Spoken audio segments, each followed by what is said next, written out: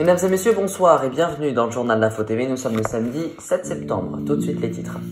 Le gouvernement a décidé d'instaurer à la demande générale une distance minimale entre les champs qui contiennent des pesticides et les habitations, une distance extrêmement faible et bien loin des attentes des maires. Les détails dans quelques secondes.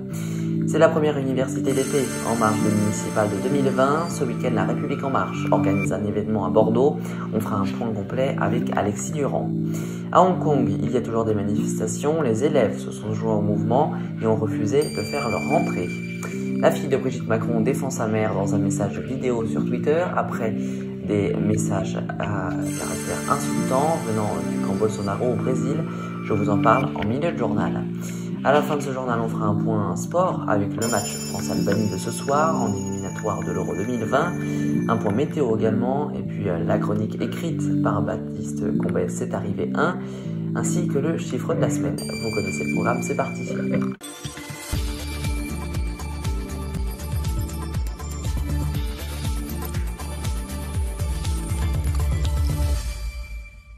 La question sur les pesticides est très importante car c'est une question de santé publique. Un décret du gouvernement s'imposait donc pour clarifier la situation, d'autant plus que de nombreux maires le réclamaient. Hier soir, l'exécutif a donc tranché. Une distance minimale de 5 à 10 mètres devrait être appliquée entre les champs qui contiennent des pesticides et les habitations. Pas du tout suffisant pour les associations qui demandent entre 100 et 150 mètres de distance. Politique à présent avec les municipales de l'année prochaine, la campagne qui commence doucement. Ce week-end, une université d'été a lieu à Bordeaux. Elle est organisée par La République En Marche. On fait le point avec Alexis Durand. Bonsoir Alexis. Bonsoir Léandre et bonsoir à tous. Tu le disais à l'instant, ce sont les municipales de 2020 qui sont au cœur de ce campus. 3000 personnes sont attendues, mais seulement 100 députés d'LREM sont inscrits alors que le parti en compte plus de 300. Pour ce qui est des personnes que l'on va pouvoir voir, eh bien demain à la tribune, on devrait apercevoir François Bayrou, qui selon son entourage devrait discrètement rencontrer le maire de Bordeaux. Le Premier ministre Édouard Philippe ne devrait pas rencontrer Nicolas Florian, ce qui romperait avec la tradition de l'accueil républicain. Revenons maintenant à ces municipales de 2020. Le parti LREM avance doucement, mais sûrement. Jeudi 5 septembre, 2 nouvelles candidatures officielles ont été annoncées en Nouvelle-Aquitaine. En premier, Patrick Palem, qui sera candidat à la mairie de Périgueux, en Dordogne. Et on a Frédéric Sganski, qui lui va se présenter à Cestas, c'est en Gironde. Merci Alexis, on te retrouve à 13 h demain pour la rentrée d'Instant Nature. En bref, Nicki Minaj met fin à sa carrière. La star du hip-hop veut désormais se consacrer à sa famille et à son petit ami. Elle a 36 ans. Le président brésilien Jair Bolsonaro avait il y a quelques semaines fait une remarque déplacée à propos de Brigitte Macron. Une nouvelle remarque a été dite cette fois-ci par le ministre de l'économie qui a déclaré, je cite, « Elle est vraiment moche ».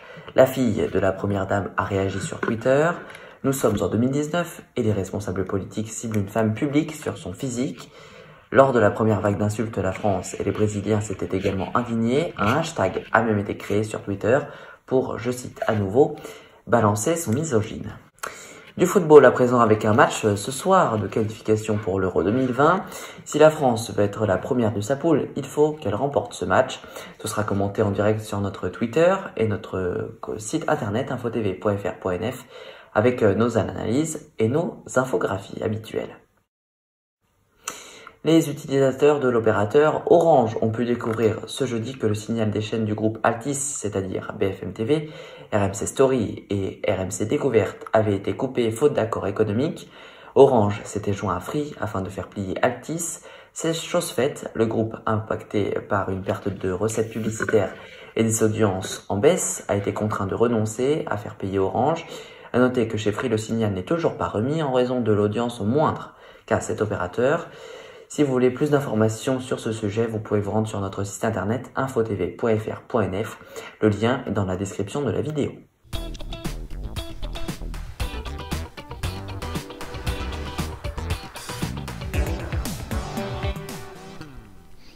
Et aujourd'hui, on vous parle de basket avec les Français qui ont battu la Lituanie et qui vont en quart de finale pour la Coupe du Monde. Ça va se dérouler en Chine. Le match s'est déroulé cet après-midi, il s'est terminé aux alentours de 16h15. Le score, 78 pour les Français, 75 pour la Lituanie, un match donc très serré.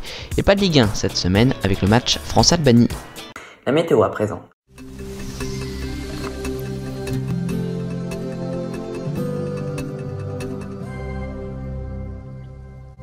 Cette journée de dimanche sera ensoleillée, sauf dans le Grand Est.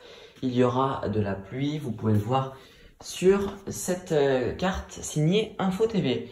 Également, on pourra remarquer jusqu'à 25 degrés dans le sud-est du pays. Ce lundi, il y aura de la pluie qui arrivera par le nord-ouest du pays, par la Bretagne par ici, avec des températures automnales. L'été est bien fini. C'est arrivé il y a 45 ans, le Canada accordait l'asile politique à Igor Gousenko et à sa famille après avoir révélé l'existence de plusieurs réseaux d'espionnage dirigés par le colonel Nikoé Zabodine. Le chiffre de la semaine, c'est 10 000 €, ce qui correspond au prix moyen du mètre carré à Paris. Un cap historique a été franchi cette semaine. C'est 66% de plus qu'il y a 10 ans. C'est la fin de ce journal. Merci à tous de l'avoir suivi. Merci également d'être de plus en plus nombreux à nous suivre sur toutes nos plateformes, YouTube, Twitter, Instagram et notre site web qui regroupe tout cela, infotv.fr.nf. Je vous souhaite de passer une très belle soirée et puis je voulais également vous parler de notre point actualité chaque jour sur notre Twitter et notre compte Instagram @groupeinfotv pour ces deux médias. Chaque jour aux alentours de 8 h, vous pouvez retrouver un point sur l'actualité ainsi que la météo du jour. Demain sur YouTube, vous pourrez retrouver à 13 h Alexis Durand pour votre émission Instant Nature qui fait sa rentrée. Excellente semaine.